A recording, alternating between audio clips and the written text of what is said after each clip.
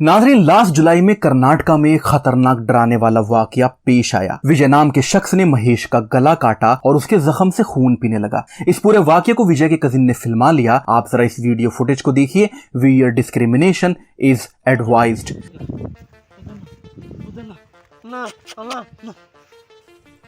This horrible video is from Karnataka. In a chilling incident that resembles a scene from crime thriller, a trader from Chintamani in Karnataka shocked the nation by slitting the throat of a man he considered a love rival. The shocking act was captured on video and later went viral, has sparked outrage and prompted swift police action. आप video को ध्यान से देखेंगे तो ये मामला जादू टोने का ज्यादा लगता है। विजय ने जो नाइफ यूज किया वो इतना छोटा था कि वो किसी इंसान के गले को पूरे तरीके से नहीं काट सकता। यानी विजय ने कोई जानलेवा हमला नहीं किया, बल्कि उसका पर्पस गला काट कर सिर्फ खून पीना था, ना कि महेश को जान से मारना। वीडियो फुटेज में जिस तरीके से ये राक्षस विजय महेश के ऊपर हावी है, ये उसको आसानी से मार सकता है, लेकिन इसने उसको नहीं मारा, सिर्फ उसके गले पर एक कट लगाया और उसका खून पिया, जो कि सैटेनिक रिचुअल एब्यूज की तरफ एक इशारा है। अब मैं इसको ड्रैकुला तो नहीं कह सकता, लेकिन ये पूरा मामला सैटेनिक रिचुअल एब्यूज और काले जादू का है। पुलिस रिपोर्ट में ये भी कहा गया कि विजय ने ये कबूला कि महेश की वाइफ का उसके साथ अफेयर है और महेश की वाइफ से शादी करने के लिए वो महेश का खून पी रहा था। पुलिस ने मुजरिम को गिरफ्तार कर लिया है, चार्जशीट फाइल कर दी है और केस कोर्ट के अंदर है। क्योंकि अभी केस पूरी तरीके से एस्टेब्लिश नहीं हुआ है, कोर्ट का फैसला नहीं आया है, तो इसलिए अभी किसी को ये मालूम नहीं है कि विजय किसके कहने पर ये सब कर रहा था। लेकिन आज आपको एक ऐसे केस से रूबरू करवाते हैं जो पूरे तरीके से एस्टेब्लिश हो चुका है, जिसमें एक पढ़े लिखे कपल ने 2 औरतों की बलि दी। घटना बिल्कुल सच्ची है, जो अपने आप में जादू टोने, काला जादू, सिपली इल्म और सैटेनिक रिचुअल एब्यूज की जिंदा मिसाल है। कहानी केरला की है। 2 औरतों की बलि दी गई शैतान को खुश करने के लिए, ताकि क्रिमिनल को पैसा मिल सके। यानी शैतान से पैसे की चाहत में एक एजुकेटेड मैरिड कपल ने एक सिपली इल्म के आमिल के कहने पर उसके साथ मिलकर 2 मासूम औरतों की जान ले ली। कहानी दिल दहला देने वाली है और बिल्कुल सच्ची है। घटना है केरला के एलनथूर गांव की और 2022 की है, यानी लास्ट ईयर की। केरला पुलिस के पास एक रिपोर्ट लिखवाई जाती है एक औरत पद्मा की गुमशुदगी की। पद्मा के बेटे ने पुलिस को रिपोर्ट लिखवाई अपनी मां की गुमशुदगी। पुलिस ने रिपोर्ट दर्ज कर ली और पद्मा के मोबाइल की लास्ट डायल नंबर की रिपोर्ट निकलवाई। गुमशुदगी से पहले पद्मा ने जिस शख्स से बात की थी उसका नाम था मोहम्मद शफी, एक रोड साइड छोटा सा रेस्टोरेंट चलाने वाला मोहम्मद शफी, और बिल्कुल आम लोगों की तरह ही उसका बिहेव भी था। लोकल्स ने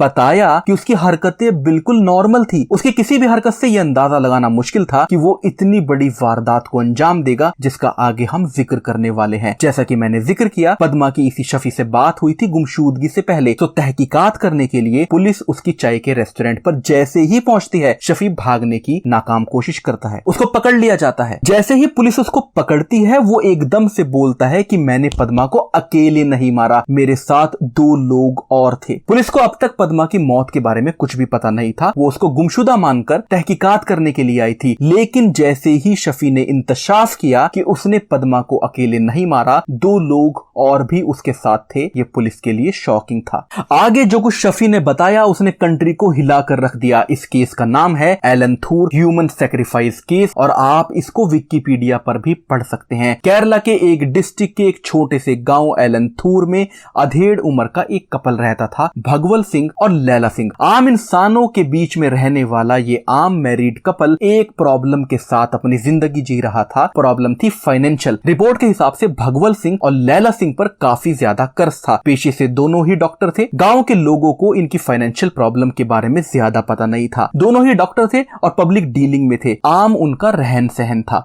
अपनी फाइनेंशियल प्रॉब्लम से तंग आकर टाइम पास करने के लिए भगवल सिंह अक्सर फेसबुक का यूज करता था। उसकी एक फ्रेंड थी जिसका नाम था श्रीदेवी। भगवल सिंह अपनी प्रॉब्लम अक्सर श्रीदेवी से शेयर करता था। एक दिन भगवल सिंह ने श्रीदेवी को बताया कि उसके ऊपर इतना ज्यादा कर्ज है कि अब कोई चमत्कार ही उसको बचा सकता है। श्रीदेवी ने उससे कहा कि चमत्कार दुनिया में होते हैं। काफी टाइम पहले वो भी पैसे की तंगी से बहुत तंग थी, तब उसके एक फ्रेंड ने उसकी मदद की। भगवल भगवत सिंह ने पूछा क्या वो फ्रेंड मेरी भी मदद करेगा। श्रीदेवी ने उसको बताया कि मैं उस फ्रेंड से पूछ कर बताती हूँ। अगले दिन सुबह भगवत सिंह के दरवाजे पर दस्तक होती है। भगवत सिंह दरवाजा खोलता है और उसके सामने होता है वही मोहम्मद शफी। शफी अपना तारुफ करवाता है, फॉर्मल इंट्रोडक्शन, और बताता है कि मुझे श्रीदेवी ने आपके बारे में बताया है। शफी और भगवत सिंह की बातचीत शुरू होती है। शफी भगवत सिंह को बताता है कि आपके घर में पैसे की तंगी इसीलिए है, आपके ऊपर कर्ज इसीलिए है क्योंकि आपके घर में किसी ने काला जादू कराया है। कहानी को, घटना को यहीं पर पॉज करते हैं। आप किसी भी मुल्क के रहने वाले हो, आप किसी भी शहर में रहते हो, हर जगह आपको इश्तिहार मिल जाएंगे काला जादू करने वाले बाबाओं के। इंडिया में अक्सर bus stand, railway station, highways पर इन बाबाओं के इश्तिहार होते हैं जिसमें ये बड़े बड़े दावे करते हैं। मैं आपसे कहना चाहता हूं कि 99% मौकों पर जब हम ये सोचते हैं कि रिश्तेदारों ने, चलने वालों ने, जानने वालों ने हमारे घर पे काला जादू कराया है, 99% मौकों पर हम गलत होते हैं। 50% से ज्यादा चांसेस हैं बदनजर के, और बड़े मामलों में वहम इन्वॉल्व होता है। ये बाबा आपको हर मोहल्ले में मिल जाएंगे। इन बाबाओं से हमें बहुत दूर रहना चाहिए, वरना एक्सट्रीम केस में किसी के भी साथ वैसा ही हो सकता है जैसा इस केस में जिसकी हम स्टडी कर रहे हैं भगवत सिंह और लैला सिंह के साथ हुआ है। Coming back to point, Shafi Bhagwat Singh को कन्विंस कर लेता है कि आपके घर पर काला जादू है। पुलिस रिपोर्ट में ऐसा कहा गया है, for a ritual Shafi convinced Bhagwat Singh to be with his wife in a private room for some time and somehow Bhagwat Singh allowed it. Bhagwat Singh के अलाउ करने के बाद शफी ने बताया कि आपके घर की प्रॉब्लम बहुत बड़ी है और इस काले जादू को तोड़ने के लिए हम तीनों को मिलकर एक इंसान की बलि देनी पड़ेगी, तभी ये काला जादू टूट पाएगा। ये डॉक्टर पढ़ा लिखा कपल इस अनपढ़ शैतान के पुजारी की बातों में ऐसे आ गया जैसे इस पर किसी और ने नहीं बल्कि शफी ने ही जादू कर दिया हो। आई मीन ये मेरी समझ से बाहर है कि कैसे एक पढ़ा लिखा डॉक्टर कपल किसी इंसान की बलि के लिए राजी हो सकता है। भगवत सिंह को इस बात से प्रॉब्लम नहीं थी कि किसी मासूम इंसान की जान जाएगी, क्या होगा उसकी फैमिली का। भगवत सिंह को प्रॉब्लम इस बात से थी कि बलि के लिए इंसान को लाएंगे कहां से। शफी ने इसका सॉल्यूशन निकाल दिया। उसने कहा इंसान को बलि के लिए मैं किडनैप कर लाऊंगा, लेकिन तुम्हें मुझे इतना पैसा एडवांस देना होगा। है ना वियर्ड। ये बदनसीब डॉक्टर पैसे की तंगी से तंग आकर इस आमिल के हत्थे चढ़ गया और इस आमिल को और ज्यादा पैसे देकर और ज्यादा कर्जदार हो गया। शफी ने इनसे मोटी रकम वसूली और शिकार की तलाश में निकल गया। शफी का रेस्टोरेंट था जैसा कि मैंने बताया, इसीलिए इसकी काफी लोगों से जान पहचान थी। उस दिन एक लेडी जिसका नाम रोजलिन था, उसका दिन खराब था। वो शफी के रेस्टोरेंट के बाहर अक्सर लॉटरी टिकट वगैरह बेचती थी। हो सकता है केरला में ये आज भी चलता हो लॉटरी टिकट वगैरह बेचना। शफी रोजलिन के पास गया और पूछा पैसे कमाने हैं। रोजलिन ने पूछा कितने। शफी ने बोला 10 लाख। रोजलिन जो बेचारी लॉटरी टिकट बेचकर अपना गुजारा करती थी, इतनी बड़ी रकम सुनने के बाद एकदम शॉक हो गई। रोजलिन ने पूछा करना क्या है। शफी ने बोला एक प्राइवेट मूवी की शूटिंग है। प्राइवेट मूवी आई मीन समझने वाले समझ गए होंगे कि मैं प्राइवेट मूवी किस बारे में बात कर रहा हूँ। रोजलिन मान गई। दिन, तारीख, टाइम तय कर लिए गए। तय वक्त पर भगवत सिंह के घर पर ह्यूमन सैक्रिफाइस के लिए सैटेनिक रिचुअल की तैयारियां शुरू कर दी गई। शफी रोजलिन को लेकर भगवत सिंह के घर आया। रोजलिन को मूवी की शूटिंग के सीन का हवाला देकर उसके हाथ पैर बांध दिए गए। बताया गया कि सीन ही कुछ इस टाइप का है। इधर रोजलिन को बांध दिया गया और उधर शैतानी अनुष्ठान करने के लिए शफी ने मंत्र पढ़ने शुरू कर दिए गए। रोजलिन को समझ आ गया कुछ तो गड़बड़ है। उसने चीखना शुरू किया। शफी के इशारे पर भगवत सिंह की वाइफ लैला सिंह ने धारदार खंजर से रोजलिन के गले को काट दिया। फाइनेंशियल तंगी से तंग आकर दो पढ़े लिखे डॉक्टर ने एक अनपढ़ काला जादू करने वाले शफी के कहने पर एक इंसान की बलि शैतान को चढ़ा दी। शैतानी अनुष्ठान का दूसरा चरण था रोजलिन का गोश्त खाना। शफी,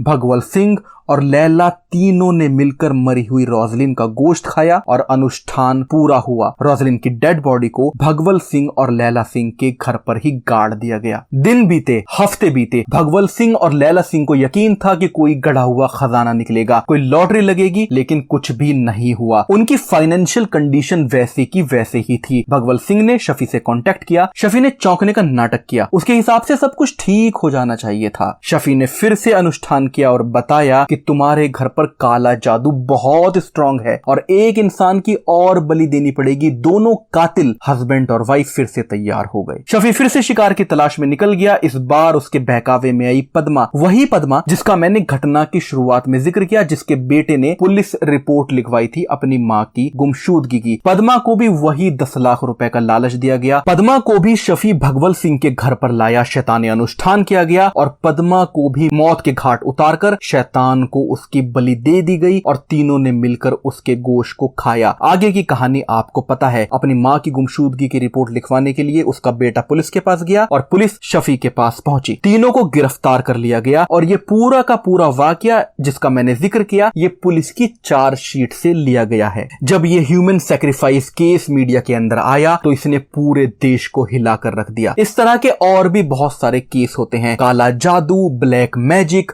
सिपली इल्म, तंत्र, ये इंसानी समाज के नासूर हैं और डायरेक्टली शैतान के हथियार हैं। हमें चाहिए कि हम वहम नाम की बीमारी से बचें। वहम ही सारी प्रॉब्लम की जड़ है। ऐसे केसेस में जो हमने इस केस को स्टडी किया उससे ये पता चलता है कि आमिल शफी ने भगवल सिंह के दिमाग में वहम डाला था कि आपके घर पर काला जादू है, जबकि फाइनेंशियल तंगी एक कॉमन सी प्रॉब्लम है, कहीं कम तो कहीं ज्यादा। अगर भगवल सिंह वहम से बच जाता तो ये कपल आज सलाखों के पीछे ना होता। नाजरीन, हक वर्सेस बातिल चैनल पर सैटेनिक रिचुअल अब्यूज का ये फर्स्ट वीडियो है जिसमें हमने केस स्टडी किया केरला ह्यूमन सैक्रिफाइस केस को। अगर आपको ये वीडियो पसंद आई है तो आप हमें कमेंट सेक्शन में जरूर बताएं। आपके सामने और भी ऐसी वीडियो लाने की कोशिश करेंगे। आज की वीडियो को यहीं पर खत्म करते हैं इस उम्मीद के साथ कि आपको पसंद आई होगी। आप हमें इजाजत दें, दुआओं में याद रखें, अपना बहुत सारा ख्याल रखें और बने रहें हमारे साथ हक की सफर में, क्योंकि सफर हमारा है, फतेह अल्लाह की है।